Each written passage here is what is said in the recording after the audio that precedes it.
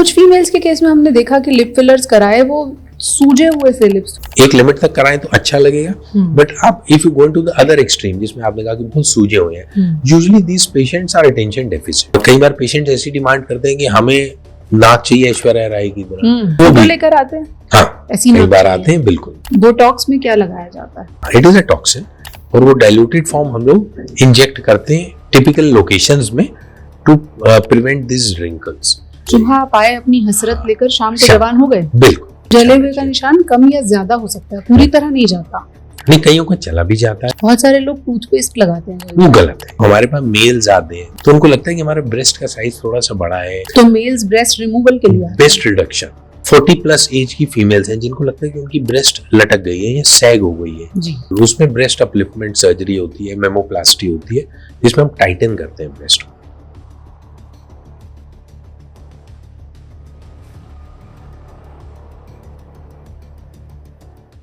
खूबसूरती कभी होती थी देखने वाले की नज़र में, अब मार्केट में भी होती है और बहुत जगह से खरीदी भी जा सकती है। ऐसे दावे बहुत सारे लोग करते हैं और बहुत सारे लोग खूबसूरती पाने के लिए पहले कॉस्मेटिक्स प्रोडक्ट्स और फिर चाहत ज़्यादा बढ़ जाए तो कॉस्मेटिक सर्जरी तक का सहारा लेते हैं। तो कब कॉस्मेटिक सर्जरी करानी चाहिए, कब नहीं करानी चाहिए, छोटी मोटी अगर प्रॉब्लम्स हो तो इनका इलाज कैसे किया जा सकता है और कॉस्मेटिक सर्जन इस मामले में आपको क्या सलाह देते हैं, आज सीधे उन्हीं से मिलवाते हैं। हमारे साथ डॉक्टर समीर प्रभाकर हैं जो कि कैलाश हॉस्पिटल से जुड़े हुए हैं और कॉस्मेटिक सर्जरी, प्लास्टिक सर्जरी को लंबे समय से कर रहे हैं। डॉक्टर साहब, किस तरह की डिमांड्स लेकर आती हैं महिलाएं? पुरुष भी आते हैं। अच्छा। तो लोग आते हैं हमारे पास। इवन द करंट ट्रेंड जो अभी चल रहा है, even males they want to get cosmetic surgeries done. So the basic indication for a cosmetic surgery for any patient is कि patient is too conscious about anything. It could be eyes, it could be nose, it could be lips, it could be the wrinkles, it could be the fat, it could be कि भाई thighs are heavy or arms are heavy.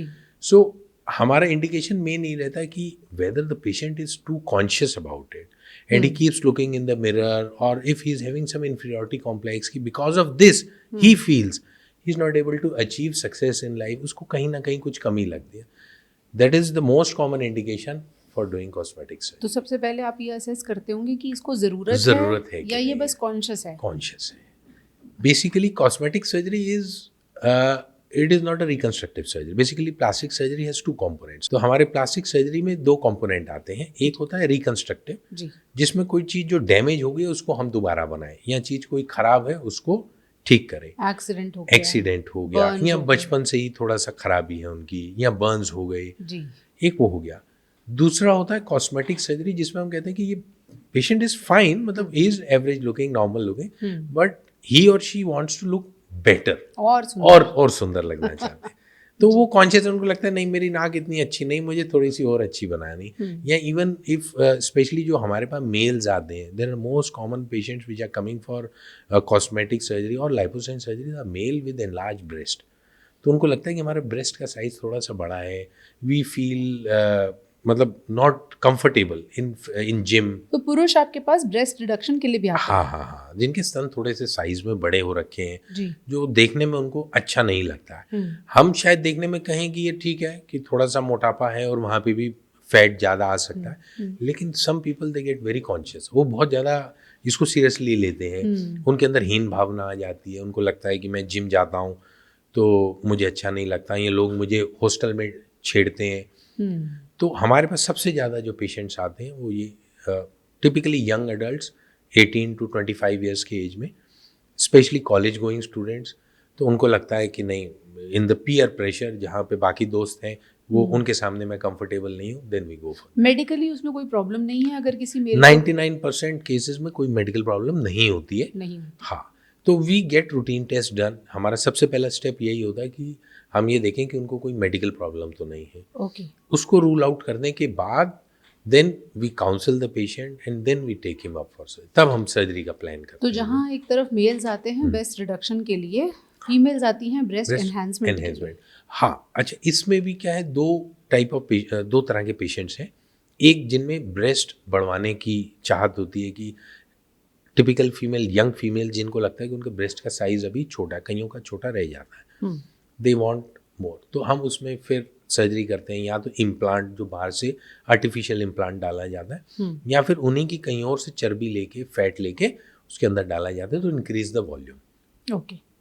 Secondly, जो कुछ ये 40 plus as की females हैं जिनको लगता है कि उनकी ब्रेस्ट लटक गई है या सैग हो गई है, जी। दे कम फॉर रिडक्शन। जिनको लगता है कि साइज बहुत बड़ा है, टिपिकल पेशेंट्स जिनको पीठ में दर्द, गर्दन में दर्द इस वजह से कि ब्रेस्ट का साइज बहुत बड़ा है, उनको अपना पोज थोड़ा सा चेंज करना पड़ता है ताकि उनकी ब्रेस्ट ज़्यादा प्रोमिनेंट ना दिखे। उसके कारणवश उनकी पीठ में और गर्दन में दर्द शुरू हो जाती है वेट की वजह से, और वो थोड़ा सा झुक के चलती हैं कि ये ब्रेस्ट ज़्यादा प्रोमिनेंट दिखे नहीं। ओके। उनको ये लगता है कि हमारी ब्रेस्ट बहुत बड़ी है, अच्छी नहीं दिखती। तो those patients also come for cosmetics. तो अपलिफ्ट भी कर सकते हैं अगर सैगिंग ब्रेस्ट है तो? बिल्कुल बिल्कुल, उसमें ब्रेस्ट अपलिफ्टमेंट सर्जरी होती है, मेमोप्लास्टी होती है, जिसमें हम टाइटन करते हैं ब्रेस्ट को। ओके। हाँ, तो वो भी पेशेंट्स आते हैं। इसमें जैसे मान लीजिए कोई महिला आती है आपके पास किसी भी डिमांड को लेकर, एनहांसमेंट है या फिर अपलिफ्टमेंट है, उसमें आपको कैंडिडेट सिलेक्शन करना पड़ता है या कोई भी फीमेल कहे तो उसकी ये सर्जरी आप कर देते हैं? नहीं, एक्चुअली यही प्लास्टिक कॉस्मेटिक सर्जरी में पेशेंट सिलेक्शन बहुत ज़रूरी है। मतलब क्या आप सही पेशेंट सिलेक्ट कर रहे हैं, क्या पेशेंट को उस प्रोसीजर की ज़रूरत है, ये भी बताना बहुत ज़रूरी है। जैसे कि हमने कहा कि कई बार ना पेशेंट्स कॉन्शियस हो जाते हैं, इन रियलिटी उनको कोई प्रॉब्लम नहीं है, बट उनको कहीं ना कहीं ये लगने लगता है कि इसकी वजह से उनकी लाइफ में जो कुछ प्रॉब्लम्स चल रही हैं हो सकता है इसकी वजह से हो, तो वो दिमाग में बैठ के वो धारणा ले लेते हैं। तो इसलिए हमें प्रॉपरली पेशेंट को असेस करना जरूरी है, क्या इस पेशेंट को सही में इस प्रोसीजर की ज़रूरत है कि नहीं। यानी कि प्लास्टिक सर्जन को साइकोलॉजिस्ट भी होना पड़ता है? बिल्कुल बिल्कुल, वेरी ट्रू, ये आपने बिल्कुल सही बात बोली। काउंसलिंग करनी पड़ती है। काउंसलिंग बहुत ज़रूरी है। ओके। कई बार पेशेंट्स एडमेंट होते हैं और कई बार पेशेंट्स ऐसी डिमांड करते हैं कि हमें नाक चाहिए ऐश्वर्या राय की तरह, या हमें फलाने हीरो की तरह नाक चाहिए, या हमारे लिप्स उस हीरोइन की तरह होने चाहिए। तो हमें उनको बताना पड़ता है कि हर आदमी अलग है, वी कैन इम्प्रूव, हम उसमें सुधार कर सकते हैं, बट एकदम सेम टू सेम बनाना संभव नहीं है। तो वो फोटो लेकर आते हैं? हाँ, कई बार आते हैं, बिल्कुल। पेशेंट की उनके पास फोटोज होती हैं सेलिब्रिटीज़ की, कि सर हमें जो है चिन जो है इनकी तरह की शेप चाहिए। अच्छा। तो उसमें पेशेंट काउंसलिंग बहुत ज़रूरी है, क्योंकि ऐसा कई बार होता है कि यूजुअली जो यंग सर्जन्स हैं जिनका एक्सपीरियंस इतना नहीं है, और कई बार नॉट प्रॉपरली क्वालिफाइड लोग भी प्रोसीजर्स कर देते हैं, and then later on patient depends, क्योंकि वो जो सोच के सर्जरी करा रहा है, अगर उसकी वो जो सोच है वो फुलफिल नहीं हुई, वो फिर then he goes into depression, and then he'll be keep वो वापस आता रहेगा, सर वो बात नहीं है, सर हमने तो ये सोचा था, सर ऐसा नहीं हुआ, ऐसा हो गया, हम तो इससे दुखी हैं, अब आप इसको वापस पुराने जैसा कर दीजिए, देन वो चीज़ हमारे लिए मुश्किल है। फिर ऐश्वर्या राय बनना क्यों है? अगर आप प्रिया राय हैं तो प्रिया राय में कंफर्टेबल रहिए। बिल्कुल, वेरी ट्रू, बिल्कुल। अच्छा डॉक्टर साहब, एक प्रोसीजर है जिसकी सबसे ज़्यादा डिमांड हम आजकल देख रहे हैं, लिप फिलर्स। कितने सेफ हैं और क्या हर कोई करा सकता है? Lip fillers are relatively safe procedure, complication rates are very very less if done by trained aesthetic surgeon. आप अच्छा प्रॉपर प्रोटोकॉल हम प्रॉपर तरीके से और अच्छे आप जो ट्रेन्ड पर्सन है उसके थ्रू करा रहे हैं, तो very minimal side effects, but advantages बहुत ज़्यादा है, स्पेशली इन फीमेल्स जो कॉर्पोरेट जॉब्स में हैं। दे फील कि दे हैव मतलब उनको थोड़ा सा कॉन्फिडेंस, सेल्फ कॉन्फिडेंस बढ़ जाता है, दे फील कि लोग उनकी बात अच्छे से सुनते हैं। तो एक ये धारणा है, बट मैंने जैसे कि आपको बताया कि ज़्यादातर कॉस्मेटिक सर्जरीज हम यही जानना चाहते हैं कि पेशेंट्स क्यों कराना चाह रहे हैं, क्या उनको ये लगता है कि क्या मेरे पतले लिप्स की वजह से मेरे को उतना अटेंशन नहीं मिल पा रहा है, and if I get this procedure या मैं ये कराऊं तो उससे मुझे अटेंशन मिलेगा, तो देन उनको कराना चाहिए, उसमें कोई इशू नहीं। कैसे किया जाता है ये प्रोसीजर? यूजुअली लिप फिलर्स आजकल जो है आर्टिफिशियल मटेरियल काफ़ी अब काफ़ी सेफ मटेरियल्स आ गए हैं मार्केट में। The most commonly we use hyaluronic acid, उसमें भी अलग अलग ग्रेड्स हैं, थिकनेस है, तो हम इसको लिप्स के अंदर इंजेक्ट करते हैं to give it a pout, और वो थोड़ा मोटापा करने के लिए प्रोमिनेंट हो जाते हैं, लाइंस मोर डिफाइंड हो जाते हैं। एक ही बार में, वन सिटिंग में हो जाता है? यूजुअली ये टेम्पररी होता है, 3 to 6 मंथ्स इसकी लाइफ होती है, 3 to 6 मंथ्स के बाद इसको रिपीट कराना पड़ता है। बट ये इसका एडवांटेज भी है, पेशेंट इज नॉट सेटिस्फाइड, उसको लगता है कि नहीं मेरे को इतना अच्छा नहीं लग रहा, यूजुअली इट इज़ रिवर्सिबल, मतलब ये वापस 3 से 6 महीने में आपके जो लिप्स हैं वो वापस आ जाएंगे। किसी को पसंद ना आए और वो कहे निकाल लीजिए जो भी, नहीं वो पॉसिबल नहीं है, बट हम उनको ये कहते हैं कि आप वेट करिए, यूजुअली टचवुड अभी तक हमारे किसी पेशेंट ने ऐसा नहीं कहा, most of them are happy only कि इट गिव्स। तो ये मैंने कहा कि अगर आप ट्रेंड सर्जन से करा रहे हैं, वो आपको अच्छे से काउंसलिंग जरूर करेगा, क्या आउटकम होगा वो आपको एक्सप्लेन करेगा, राइट। उसके बाद ही वो प्रोसीजर करे। Usually he will not Hari into going into the procedure. कुछ फीमेल्स के केस में हमने देखा कि लिप फिलर्स कराए वो सूजे हुए से लिप्स थोड़े हाँ, स्वोलन लगते हैं, तो ऐसा क्यों होता है? ये मैंने आपको जैसे बताया ना कि that is the difference between a trained surgeon and a normal surgeon. Usually you should not go into the demand of the patient. मतलब पेशेंट की एक्सपेक्टेशन तो बहुत ज़्यादा है, बट आपको उसको रियलिटी के साथ भी जोड़ना पड़ेगा और पेशेंट को काउंसिल करना आपकी जिम्मेदारी है कि आप ऐसा मतलब एक लिमिट तक कराएं तो अच्छा लगेगा, बट आप if you go into the other extreme, जिसमें आपने कहा कि बहुत सूजे हुए हैं, usually these patients are attention deficit. तो उनको ये लगता है कि हमारे लिप्स जितने ज़्यादा प्रोमिनेंट होंगे उतना ज़्यादा हमें अटेंशन मिलेगी, बट वो ऑन द नेगेटिव साइड वो बुरे लगते हैं। तो उनको रियलिटी के साथ भी थोड़ा सा जोड़ना पड़ता है। तो यू शुड नेवर ओवरडू जिसमें मरीज का नुकसान हो। कोई ऐसी चीज़ ना करें जिससे मरीज का नुकसान हो। और if the patient is still insisting, you should, हम लोग हमेशा कहते हैं कि आप एक बार साइकोलॉजिस्ट से मिलें, कि वो आपको बेटर काउंसलिंग कर सकते हैं। ऐसा होता है कभी कि कोई आई फीमेल लिप फिलर्स के लिए, आपने उसकी काउंसलिंग की कि नहीं ठीक है, मान गई? नहीं, यूजुअली ये जो पेशेंट्स होते हैं ये 2-3 कॉस्मेटिक सर्जन्स के पास अलग अलग जाते हैं। यूजुअली अगर वो हमसे सेटिस्फाइड नहीं है, यूजुअली वो जाएंगे, वो दूसरी जगह भी ओपिनियन देंगे। एंड अगर किस्मत से वो अच्छे सर्जन के पास गए, उन्होंने भी सेम सलाह दी, तब वो सेटिस्फाई होते हैं कि हाँ डॉक्टर हमें सही सलाह दे रहा है।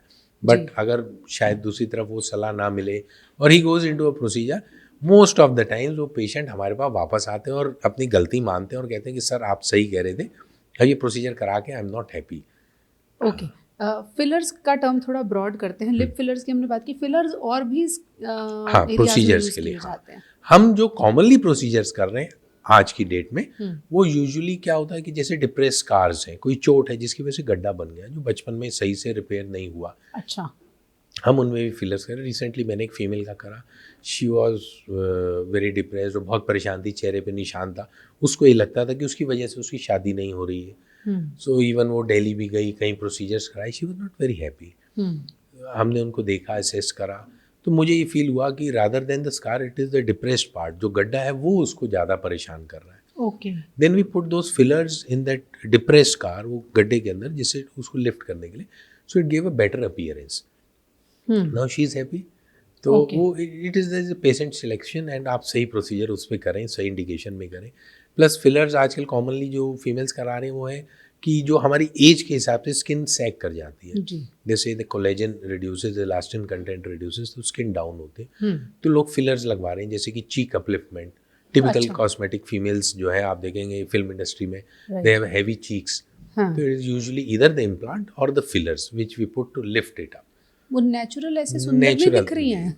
Usually most of the times they have some fillers कि जिससे चीक थोड़े से लिफ्ट अप लगे। Plus secondly there are the jowls. कई बार पेशेंट्स को लगता है यहाँ पे गड्ढा बन रहा है साइड में हमारा, विद एज जो स्किन सैग कर दिया। तो यूजुअली इनिशियल फेज में, लेटर स्टेज में तो फेस लिफ्ट की जरूरत होती है, इनिशियल फेज में if we put some fillers in this and cover up the jowls, वो उसको बेटर एस्थेटिक अपीयरेंस देगा।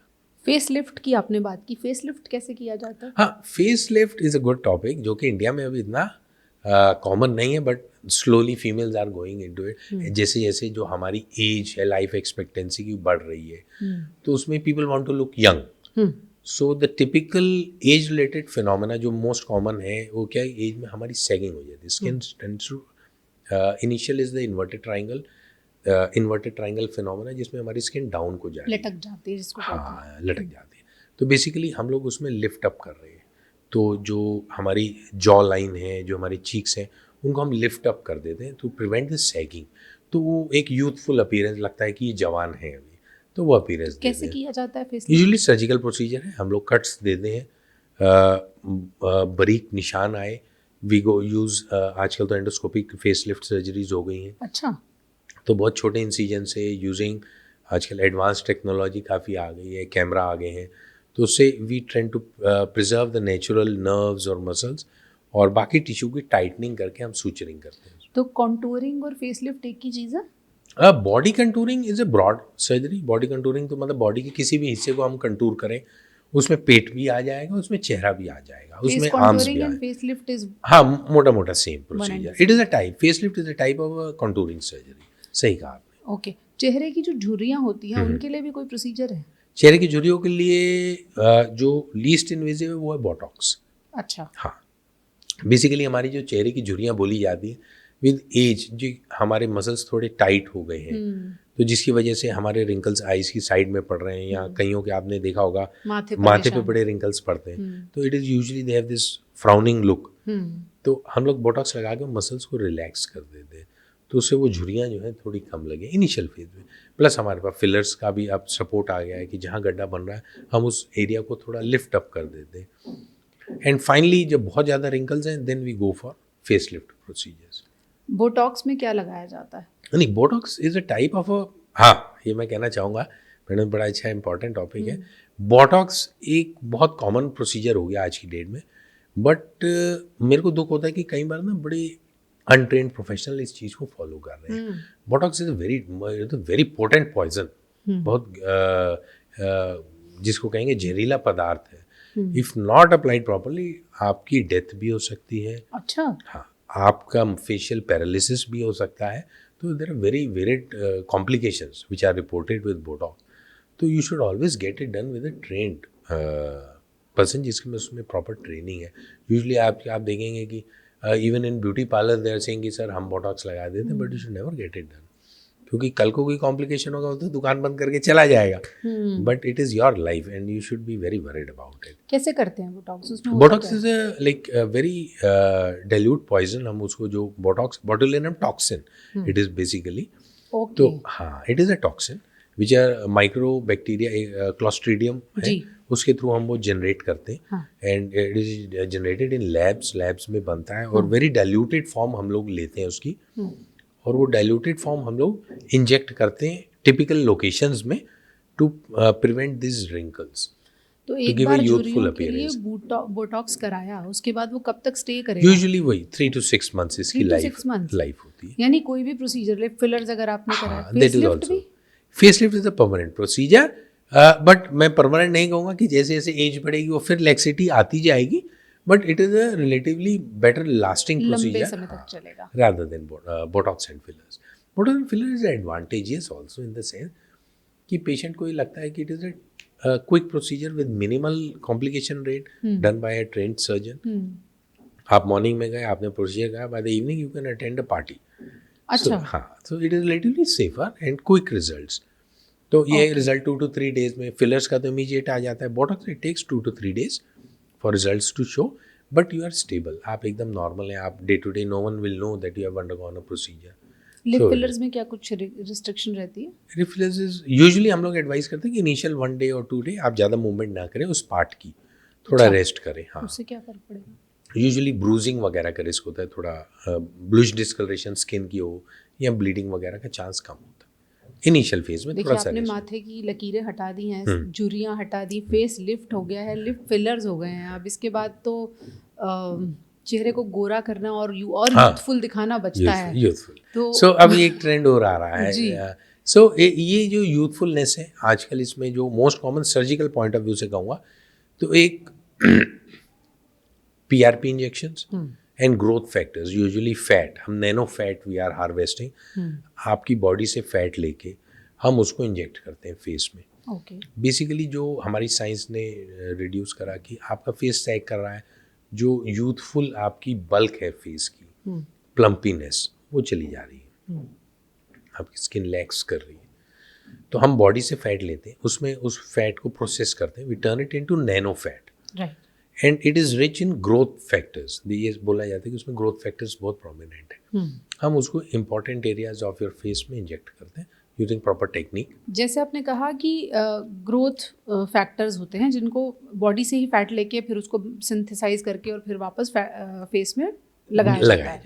तो अभी जो कोई फीमेल सुन रही हो और उसको लगता हो कि मुझे अभी बस जवान होना है, हाँ, इमीडिएटली, हाँ, तो क्या वो अभी आपके पास आए और ये इंजेक्ट हो जाए? ये इतना आसान OPD प्रोसीजर है? It is a surgical procedure. Fat nano fat injection is a surgical procedure. हम आपको OT में लेके जाएंगे, आपका फैट निकालेंगे एब्डोमेन या थाई से, और फिर उसको प्रोसेस करेंगे उसको प्रोसेस करने के बाद आपके फेस में इंजेक्ट करेंगे। उसी से ही एक स्टेप छोटा प्रोसीजर है, दैट इज पीआरपी इंजेक्शन। उस पीआरपी में आपका हम ब्लड हार्वेस्ट करते हैं, वो ब्लड को प्रोसेस करते हैं एंड देन वी रिमूव उसमें से platelet rich plasma, that is PRP, उसको हम लोग आपके फेस में इंजेक्ट करते हैं। उसमें भी यही बोला जाता है कि इट हैज ग्रोथ फैक्टर्स, तो वो थोड़ा सा रेडियंस और फेस को ग्लो दिया जाता है। ओके, ये एक दिन में हो सकता है? ये डे केयर प्रोसीजर है कि आप मॉर्निंग में एडमिट होइए, get the procedure done, evening में आप डिस्चार्ज होइए। सुबह आप आए अपनी हसरत लेकर, शाम को शाम। जवान हो गए। बिल्कुल। अरे तो वाह। बट थोड़ा सा हम यही कहते हैं कि आपको थोड़ा रेस्ट 1-2 दिन, क्योंकि ये इंजेक्शन हम कुछ दे रहे हैं तो ब्रूजिंग का डर होता है कि कहीं ना कहीं थोड़ा सा ब्लूइश डिस्कलरेशन होती है, वो थोड़ा सा रेस्ट।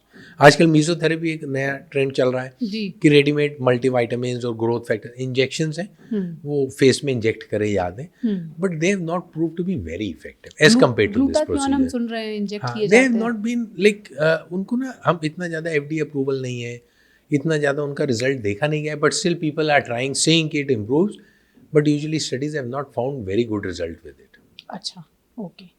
तो rather than we should go with the literature, जो स्टडीज हैं they give more benefit with PRP and nano fat. चलिए, कॉस्मेटिक्स की दुनिया से बाहर आऊँ उससे पहले मैं आपसे ये पूछती हूँ कि अगर मान लीजिए आपको अपने लिए कोई कॉस्मेटिक प्रोसीजर कराना हो, face lift, growth factors inject करना, आप करेंगे अपने लिए? यूजुअली अगर देखिए, यूजुअली क्या होता है, जो प्लास्टिक सर्जन है उसको लगता है कि उससे अच्छा कोई है नहीं दूसरा, तो वो इसी डर से नहीं जाता है कि he will not be able to do justice, जो कि मैं अपने साथ कर सकता हूँ, तो एक रिस्क रहता है। बट हाँ, मैं कराना चाहूँ तो I will go with CO2 laser. अच्छा। It is a very safe day care procedure. थोड़ा सा आपको प्रिकॉशन रखना है सनलाइट का, और इनिशियल फेज में थोड़ी रेडनेस हो सकती है, but it is showing good results. CO2 laser क्या करता है ये और किस लिए इस्तेमाल हाँ, होता है? बेसिकली आजकल लेज़र थेरेपी बहुत ज़्यादा कॉमन होती जा रही है, बिकॉज अगेन कि भाई सेफ है, इजीली आप आए चले गए, safe if done by a proper trained person. गोरा होने के लिए? गोरा होने के लिए भी लोग कर रहे हैं, जिनकी थोड़ी सी डार्क स्किन है, उसमें ND-EGG लेजर्स हैं, पिगमेंटेशन को रिमूव करने के लिए अलग। बेसिकली लेजर्स भी अलग अलग टाइप की हैं फॉर डिफरेंट रीजंस। कुछ लोग गोरा होने के लिए यूज़ करते हैं, कुछ लोग हेयर रिमूवल के लिए करते हैं, आर्गन लेज़र है। कुछ लोग फेस को रिजुविनेट, जिसको हम कह रहे हैं कि थोड़ा सा ग्लो ज़्यादा आए, यूथफुल लगे, तो यूजुअली क्या होता है, विद एज आप देखेंगे फेस में आपके ब्लेमिशेस आ जाते हैं, या यूजुअली थोड़ा डल लुक, लस्चरलेस लुक होती है। तो जो CO2 लेज़र है उसका बेसिकली क्या है कि if done by controlled procedure, तो वो एक ऊपर की superficial layer it is piling of, it is just like a chemical peel controlled. तो एक वो सुपरफिशियल लेयर आपकी पील ऑफ करके बर्न कर देगा। Again CO2 laser basically it burns, in fact most of the lasers they burn depending on the, हाँ, तो वो किस एरिया को इफेक्ट कर रही है, किस पर्टिकुलर पार्ट को इफेक्ट कर रही है, उससे उसके रिजल्ट्स निर्धारित होते हैं। ओके। तो CO2 laser has very good result, और patients are commonly going. Radio frequency ablation भी है, CO2 लेजर इज बेटर। फिर मैं आम आदमी के लिए आसान भाषा में पूछती हूँ कि उसको आज सुबह वो आपके पास आई कोई महिला, अब उसे गोरा होना है, तो आपका ट्रीटमेंट ऑफ चॉइस क्या है? नहीं, इनिशियल फेज में तो मैं उसको क्रीम्स दूंगा, पहले काउंसलिंग करके देखूँ किस एरिया से वो ज़्यादा इफेक्टेड है, कितना ज़्यादा इफेक्टेड है।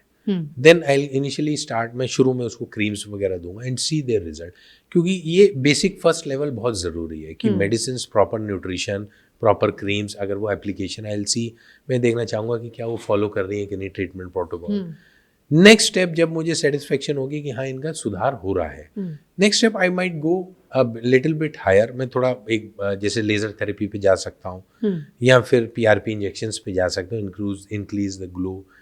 तो वो डिपेंड करेगा कि पेशेंट को कितना इम्प्रूवमेंट है उसके ऊपर। CO2 लेजर जैसे आपने रिकमेंड किया, वो भी डे केयर में कराया जा सकता है, और क्या ध्यान रखना पड़ता है? CO2 लेजर से यूजुअली हम लोग प्री लेजर प्रिपरेशन करते हैं। पहली बार में ऐसा हमारी कोशिश होती है कि इमीडिएटली पेशेंट को आते ही नहीं करें, उनको हम कुछ बेसिक एडवाइस देते हैं, जैसे आपको सनस्क्रीन प्रॉपरली लगानी है, कुछ मल्टीविटामिन्स देते हैं ताकि उनका एक न्यूट्रिशन लेवल इम्प्रूव हो, और एक लो डोज एंटीबायोटिक हम दे सकते हैं पोस्ट प्रोसीजर।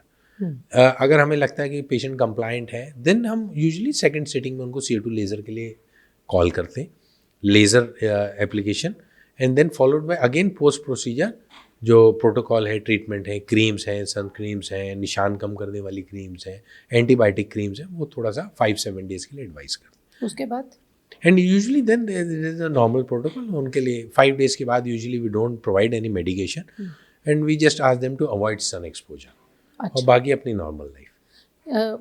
CO2 लेज़र जैसे आपने कहा कि सुपरफिशियल लेयर को पील ऑफ कर देता है, बर्न कर देगा या पील ऑफ कर देगा। हाँ तो इससे ऐसे समझ में आता है कि स्किन पतली हो जाएगी। हाँ डेफिनेटली पतली होगी तो क्या उसके कुछ साइड इफेक्ट? हाँ, साइड इफेक्ट्स यूजुअली जो कॉमनली देखे जाते हैं वो है Burns. If not done properly तो वो बर्न कर देता है, जब आपने डोज ज़्यादा दे दी, एक एरिया पे ज़्यादा फोकस कर दिया। तो ये यूज़ कई बार CO2 लेज़र का यूजुअली कॉमनली आजकल करेंगे, जैसे मस्सा हम CO2 लेज़र से निकाल देंगे, बट मैं आज भी फील करता हूँ कि CO2 लेज़र अभी भी जैसे मस्से वगैरह के लिए इट इज़ बेटर कि आप सर्जिकल प्रोसीजर डालें, क्योंकि उसका बड़ा nothing better than a blade से अच्छा कुछ नहीं, सर्जन का हाथ अच्छा होना चाहिए, तो मिनिमम स्कारिंग जो होगी वो ब्लेड से होगी। अच्छा, हाँ, लेजर के मुकाबले में भी हाँ, अगर किसी को बिल्कुल। मस्सा निकलवाना है? हाँ, तो जो सर्जिकल है that is the best option. अच्छा, हाँ, सेकंड इज लेज़र में it has to be very controlled burn.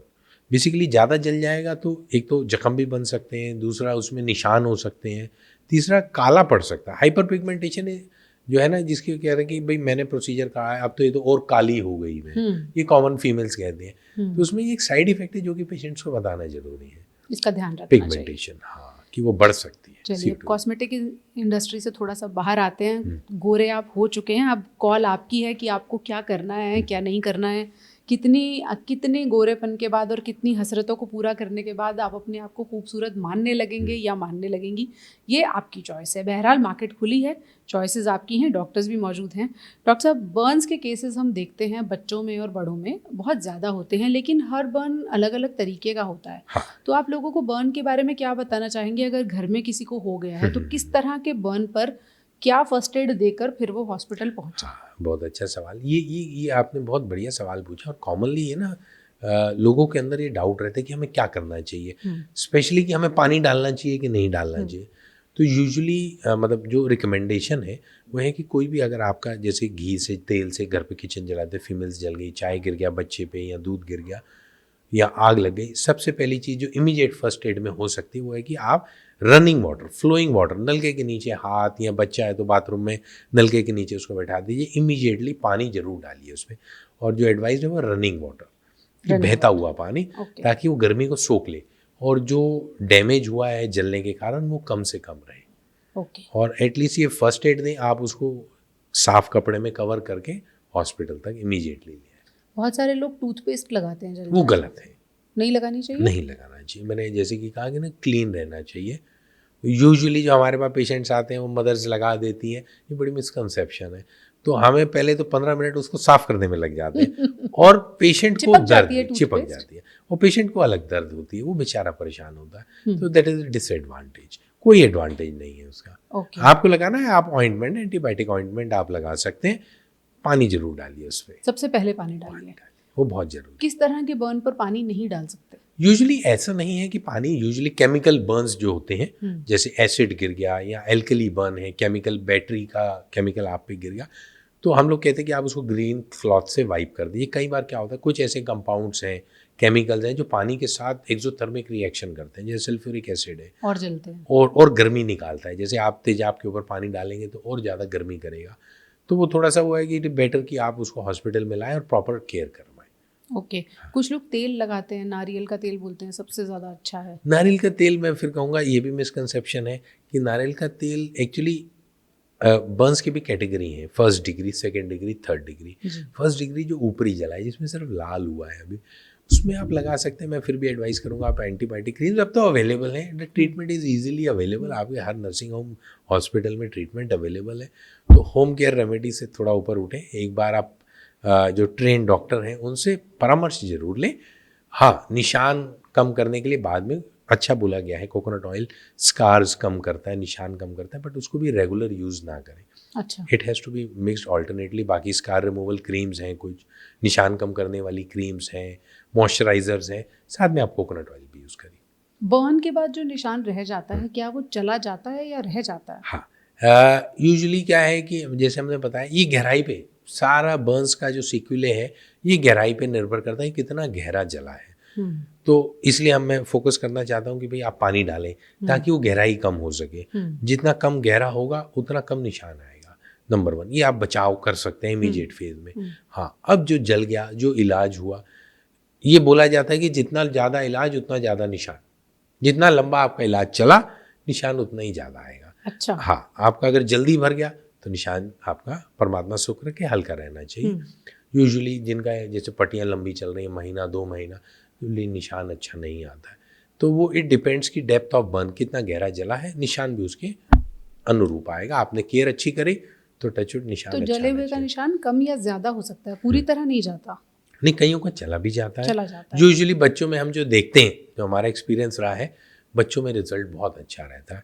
कई बार बच्चों में जो जला हुआ बचपन में निशान, बाय द टाइम वो जैसे धीरे धीरे बड़े होते निशान बहुत हल्के हो जाते। कई बार तो पता करना मुश्किल होता है कि बचपन में जले भी है कि नहीं। जो स्कारिंग हटाने वाली क्रीम्स अवेलेबल हैं, उनको कितना यूज करना चाहिए और कब से लेकर कब तक यूज करना चाहिए? यूजुअली जो निशान वाली क्रीम्स है ये डिपेंड करता है, हम इसके लिए हमें थोड़ा सा समझना पड़ेगा। जो हमारा स्किन है वो बॉडी हील कर रही है, जैसे जल गए तो बेसिकली स्किन आपकी जल गई है, तो अब वो बॉडी उसको रिन्यू कर रही है, दोबारा से नई खाल बना रही है या रीजनरेशन कर रही है। तो वो स्कार मॉड्यूलेशन चल रहा है, स्कार उसको इम्प्रूव कर रहा है। But that usually takes 1 to 1.5, जिसमें मैक्सिमम इम्प्रूवमेंट होती है। कई बार 3-3, 4-4 साल तक भी सुधार आता रहता है। अच्छा। हाँ, लेकिन जो क्रिटिकल पीरियड है वो शुरू का 6 महीने से 1 साल है, जिसमें आप अगर स्कार रिमूवल क्रीम्स लगाएं तो रिजल्ट्स ज़्यादा बेटर रहेगा। लेटर ऑन आप ट्राई कर सकते हैं, इनिशियली आपको लगे बेनिफिट आ रहा है तो आप ट्राई करिए, लेकिन फिर ऑब्वियसली जितनी देर हो जाएगी तो उसका रिजल्ट इतना अच्छा नहीं रहेगा, उतना समय लगेगा। ओके। जले हुए के केस में हॉस्पिटल कितनी जल्दी पहुंचना ज़रूरी है? हाँ, तो ट्रेन जो डॉक्टर है वो या आपको छोटा मोटा बर्न घर पे भी ट्रीट कर सकते मैं फिर भी ये कहूँगा, इवन छोटा मोटा बर्न भी आप जरूर डॉक्टर को एक बार परामर्श जरूर करें। क्योंकि अक्सर कई बार देखा है हमारे पास पेशेंट्स आते हैं, जैसे घर में लेडीज जल गई तो sometimes husbands are not very much about that, which is a bad thing. अच्छी बात नहीं है, पतियों को चिंता करनी चाहिए।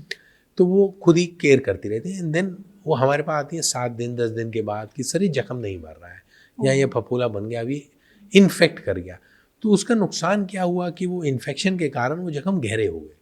तो वही अगर वो सही टाइम पे ट्रीटमेंट लेती, हो सकता है 5 दिन 7 दिन में वो भर जाता, बट क्योंकि वो जख्म इन्फेक्शन होने के कारण गहरा हो गया, उसको हो सकता है महीना भी लग जाए पट्टी करते।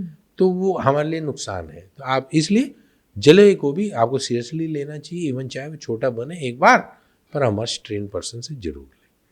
बिल्कुल। तो आप चेहरे की खूबसूरती से लेकर शरीर के किसी भी हिस्से की खूबसूरती को लेकर अगर कंसर्न हैं तो मार्केट में क्रीम्स से लेकर सर्जरी तक तमाम विकल्प मौजूद हैं, बशर्ते आपको अपना सेटिस्फेक्शन लेवल पता हो कि कहाँ जाकर मुझे संतुष्टि हो जाएगी। आप जैसी हैं या जैसे हैं उसमें भी संतुष्ट रह सकते हैं, या फिर मार्केट में मौजूद जो तरीके हैं उनको उनकी सेफ्टी, एफिकेसी और सही जगह देखते हुए इस्तेमाल भी कर सकते हैं। Thank you so much doctor साहब हमसे जुड़ने के लिए। उम्मीद करेंगे लोग अपनी खूबसूरती से जुड़े और सवालों के साथ हमसे संपर्क करेंगे और उनके जवाब हम आपको कमेंट सेक्शन में ज़रूर देंगे। नमस्कार।